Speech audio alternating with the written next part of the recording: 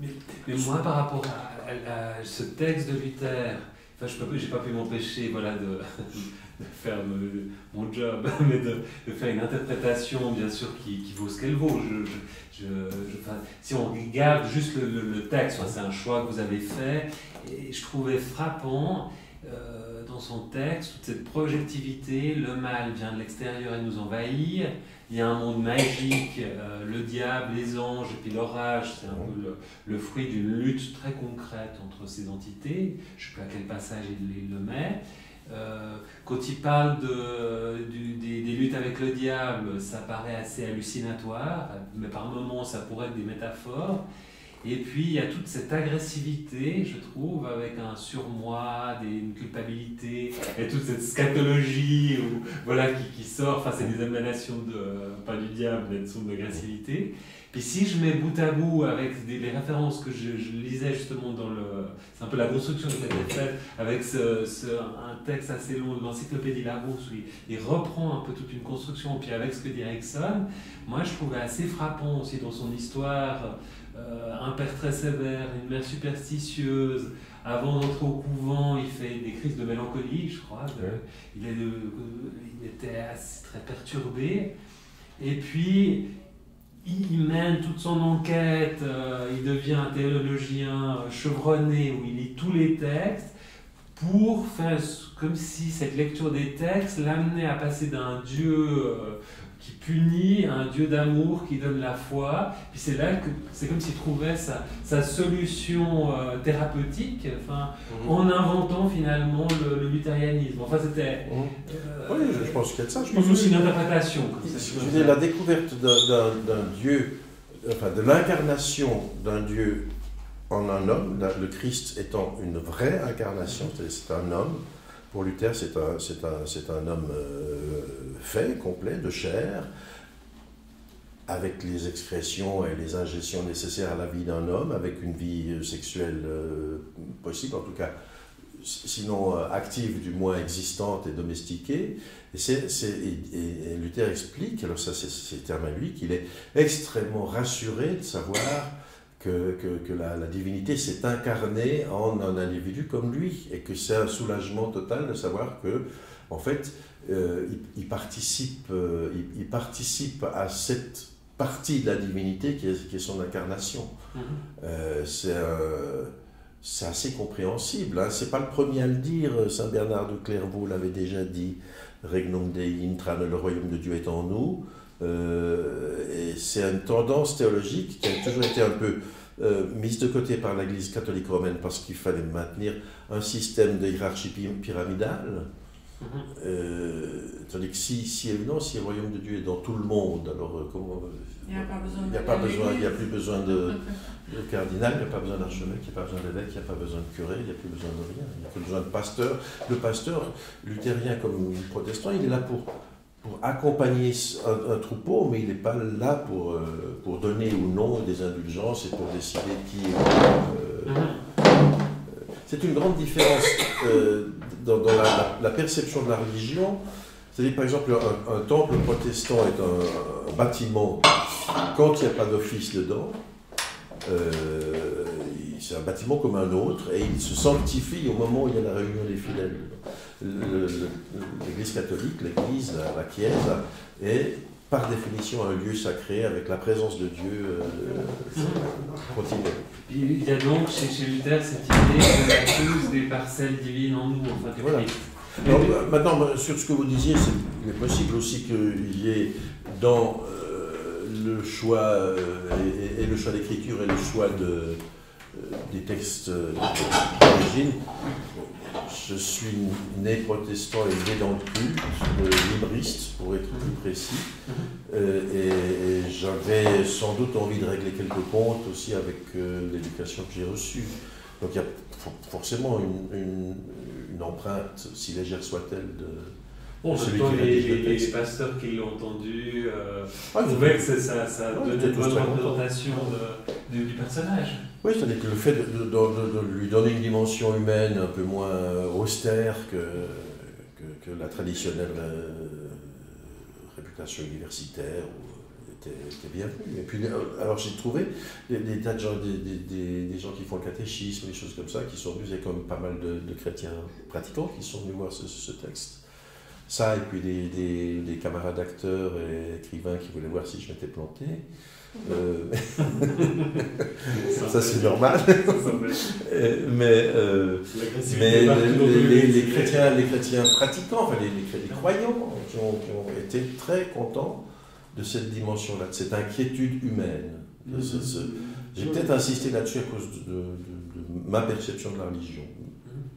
Mais en même temps, comme je disais au monsieur qui me disait que je n'avais pas lu la somme théologique, je dis oui, non, ça ne m'intéresse pas du tout. On ne fait pas un spectacle avec des sommes théologiques. Ça, on peut dire ça à n'importe quel psychanalyste. Ah, vous n'avez pas lu tel texte de Freud. Il a tellement écrit, comme Luther, tellement écrit. Oui, mais en même temps, c'est vrai qu'on peut faire un petit parallèle. Ça me vient maintenant à l'esprit, parce que j'ai vu des photos, j'en ai parlé au docteur. J'ai eu des photos des premiers cercles d'analystes viennois. Tout d'un coup, il y a une diaspora autour de Freud, avec des tas de messieurs à moustache, à barbiche, avec des lunettes en fer, qui ont l'air très austères et même un peu méchants. Moi, ils me font peur. Je suis content de voir que vous n'avez pas de moustache. Barbiche, quoique. Je suis mal rasé. Mais c'est vrai qu'il y a autour de Freud des gens qui prennent des notes. Ouais, tous en noir. Il y a des gens qui prennent des notes sur ce qu'il dit et ce qu'il fait. Donc, voilà. Après, ils écrivent, il y a des échanges de correspondance qu'il y a eu également avec Luther. Ce sont des écoles de pensée. Il y a eu des fidèles, ils avaient un anneau, la rupture avec Jung. Oui, et enfin, il n'y a pas plusieurs écoles de pensée. Mais Marc-Antoine se demandait qui étaient les trois personnages. Ah oui, mais il t'a répondu, c'est 3 fois Luther. C'est 3 fois Luther. C'est 3 fois Luther. Mais là encore, je me rends compte en parlant avec vous à quel point le fait d'avoir travaillé en commedia dell'arte m'a influencé là-dessus, sur la catégorisation des personnages. Hein, vous avez dans la comédie italienne, vous avez le Pantalone, qui est également il Dottore. Alors le Dottore est gros, Pantalone est maigre, mais enfin c'est les deux vieux qui pontifient, qui savent, qui disent et qui décident. Et surtout, en général, c'est eux qui sont tournés en ridicule. Et puis il y a les amoureux, et puis il y a alors, chez Goldoni, il y a toujours des personnages raisonnables qui seraient Luther, et puis un Martin qui est plus arlequin, qui est plus. Mais ce qui est drôle, c'est que pardon, Erik Erikson, il a fait un peu pareil. Il a lu beaucoup, il a lu les propos de table plus des tas d'autres choses, et il a aussi introduit en disant il y a tellement de gens qui ont écrit sur Luther, ça fait un tel matériel qu'il a organisé. Il y avait le docteur, le psychiatre, le philosophe. Oui, les biographes. Oui. Ah, d'accord. Oui, il a aussi. Parce que les biographes, c'était vraiment un docteur, un philosophe, un théologien. Oui, il a aussi créé des personnages en regroupant. Ouais, mais qui étaient des personnages, des biographes. Oui. Alors, ceux qui parlaient de Luther, c'était un peu différent. Mais ça m'a frappé. Je me suis dit que. Parce que c'est pas du tout comme ça dans les propos de table, c'est vous qui avez fait. Ah, il n'y a pas de discussion, les propos de table, c'est juste une suite de propos, de petits textes, plus ou moins longs d'ailleurs. Avec des titres Non. Non, parce que toi, alors, il y a des titres dans la traduction, parce que dans la traduction de Brunet, il a fait des titres, il a fait des chapitres. C'est d'ailleurs. Sur les Juifs. Oui, mais sur les Juifs. Brunet, en 1844, il va vraiment assez doucement. Il n'y a pas grand-chose sur l'antisémitisme chez Brunet. Il y a 2 ou 3 choses qui sont sérieuses, mais ce n'est pas la partie la plus développée.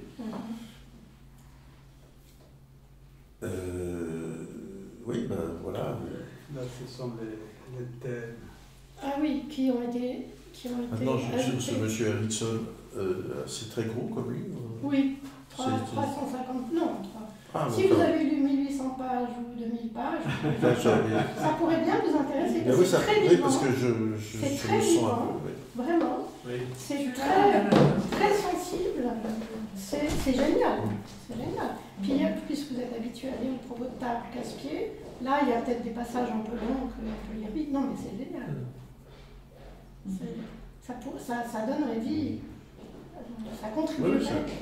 Alors, je ne sais pas si cette œuvre inoubliable a un avenir quelconque.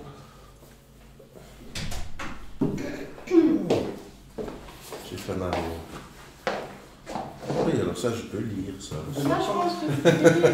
Je suis sûre que ça vous intéresserait, parce que c'est très vivant aussi. Hein. C'est très vivant. Ferrand Braudel, dites que c'est pas rien, ça, c'est bien. Ouais, c'est une belle collection. Oui, ben, j'ai lu d'autres choses qui sont moins drôles. J'ai commencé par un livre pour enfants qui est produit par l'Église nationale, Ah oui. qui s'appelait Mon ami Luther. Alors, vraiment une espèce d'image d'Épinal du gentil Luther qui fait tout bien. Et il n'y a pas Jacques qui a écrit un bouquin sur Luther avec des dessins. Luther et la solitude. Oui, beaucoup d'encre autour de Luther.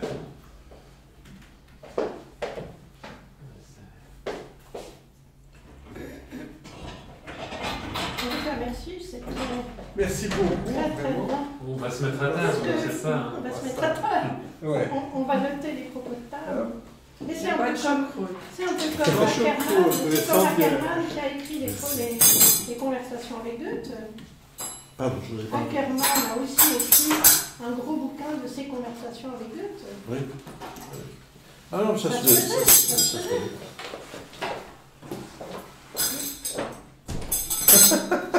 Je vous.